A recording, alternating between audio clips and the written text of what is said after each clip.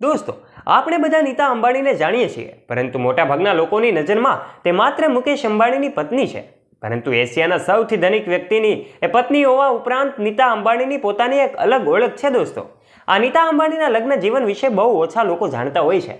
ત્યારે શું તમે જાણો છો કે નીતા અને મુકેશ અંબાણી કેવી રીતે મળ્યા હતા અને નીતા અંબાણીની પહેલી મુલાકાત ક્યારે અને કેવી રીતે થઈ હતી? આ વિડીયોને અંત સુધી જોઈ લેજો, તમને તમામ સવાલોના જવાબ મળશે.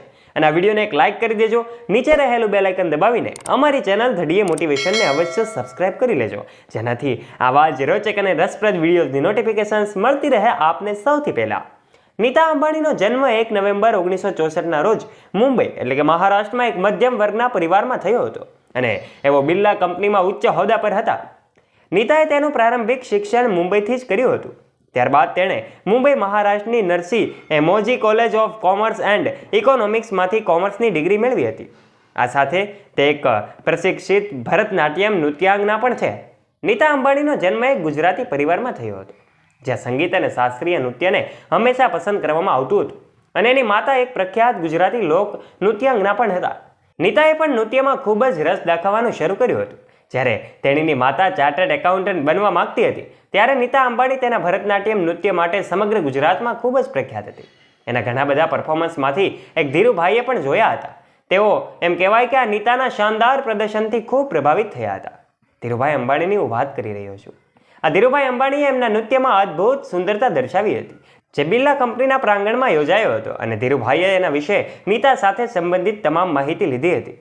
એ દિવસે ધીરુભાઈ નીતાને ઘરે બોલાવવા માંગતા હતા અને જ્યારે મેં કહ્યું કે મારે તમારી સાથે વાત કરવી છે, ત્યારે નીતાએ તરત જ જવાબ આપ્યો કે અહીં એલિઝાબેથ ટેલર સિવાય બીજું કોઈ નથી. અને ખરેખર નીતાએ વિચાર્યું કે કોઈ તેની સાથે મજાક કરી રહ્યું છે. આ શબ્દો મારા નહીં પણ ધીરુભાઈના છે. છેવટે ધીરુભાઈ ભારતના એ પ્રખ્યાત ઉદ્યોગપતિ એમને કેવી રીતે બોલાવે છે એ પછી ધીરુભાઈએ નીતાને મળવાનો પ્રસ્તાવ મૂક્યો અને એમના કાર્યક્રમમાં ધીરુભાઈએ નીતાને ઘણી બાબતો વિશે પૂછ્યું.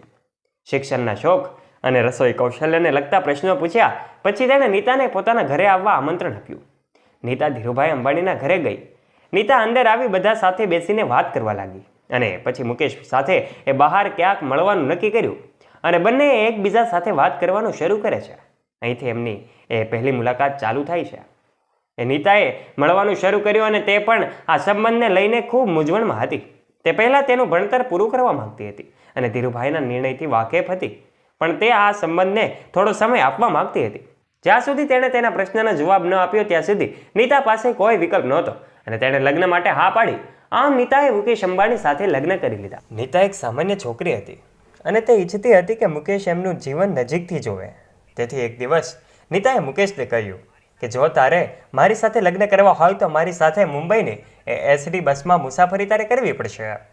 મુકેશનો સંબંધ નક્કી થાય છે અને બંનેએ સાથે બસમાં મુસાફરી કરી. સમય જતાં બંનેના લગ્ન થયા અને નીતાની જિંદગી બદલાઈ ગઈ. આજે કંઈક આવી જિંદગી જીવી રહ્યા છે નીતા અંબાણી. જી હા દોસ્તો, આજે નીતા એના દિવસની શરૂઆત 3 લાખની ચાથી કરે છે. એક ઇન્ટરવ્યૂમાં એમને જણાવ્યું હતું કે તે જાપાનની સૌથી જૂની ક્રોકરી બ્રાન્ડ નુરી ટંકના કપમાં ચા પીવે છે. આ કપ સોનાથી જડેલો છે અને તેના 50 પીસ સેટની કિંમત 1.5 કરોડ રૂપિયા છે. જી હા દોસ્તો, એક કપ ચાની કિંમત 3 લાખ રૂપિયા થઈ છે. આજે નીતા અંબાણી ફેશન આઇકન તરીકે પણ ઓળખાય છે. નીતા અંબાણી એ રિલાયન્સ ગ્રુપના સીઈઓ એટલે કે આકાશ અંબાણી એમના પુત્રના લગ્નમાં 40 લાખની કિંમત ડિઝાઇન કરેલી સાડી પહેરી હતી, જેને ગ્રીનિસ બુક ઓફ રેકોર્ડમાં પણ સ્થાન મળ્યું છે.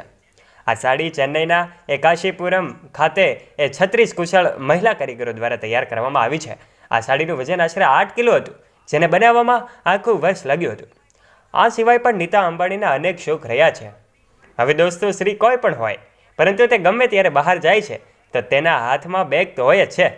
આ દરેક બેગને ખરીદવા માટે કોઈ સ્ત્રીને તેના પતિ સાથે ઝઘડો કરવો પડે છે, ત્યારે તેને બેગ મળતું હોય છે. પરંતુ નીતા અંબાણીને કોઈ પણ પ્રકારનો ઝઘડો કર્યા વગર જ મોટી મોટી નામચીન કંપનીની બેગો એમને ઘરે આપીને જાય છે.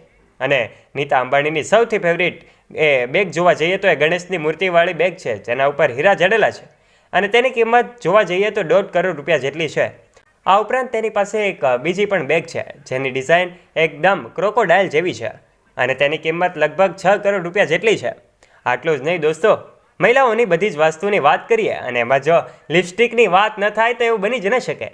દરેક સ્ત્રીને લિપસ્ટિક લગાવવાનો સૌથી વધારે પસંદ હોય છે અને આ જ કારણોસર જો જોવા જઈએ તો દરેક સ્ત્રી વધુમાં વધુ 5,000 સુધીની લિપસ્ટિક કરતી હોય છે. પરંતુ નીતા અંબાણીની એ લિપસ્ટિકની કિંમત એટલી છે કે જેનાથી કોઈ નોર્મલ માણસ પોતાનું એક નાનકડું ઘર ખરીદી શકે. અને આ નીતા અંબાણીની લિપસ્ટિકની કિંમત જોવા જઈએ તો તે 7 લાખ રૂપિયા જેટલી છે. કેમ કે એની અંદર રહેલી લિપસ્ટિક એ માત્ર હજારોની જ હોય છે, પરંતુ તેનું કવર સોના અને હીરાનું હોય છે અને તે એક સ્પેશિયલ ઓર્ડરથી બનાવવામાં આવે છે. અને આ લિપસ્ટિક તેના શોખને કંઈક અલગ લેવલ સુધી લઈ જાય છે. હવે એક નજર કરીએ તેના જૂતા ચપ્પલ પર. કોઈ પણ માણસની પરખ કરવી હોય તો એ જૂતા ચપ્પલ પરથી જ થતી હોય છે. અને નીતા અંબાણીના ચપ્પલની વાત કરીએ તો તેની કિંમત લાખોમાં હોય છે. અને સૌથી મહત્ત્વની વાત એ છે કે નીતા અંબાણી એકવાર જે પગમાં ચપ્પલ પહેરે છે અને તેને ક્યારેય પણ બીજી વાર પગમાં નથી નાખતી.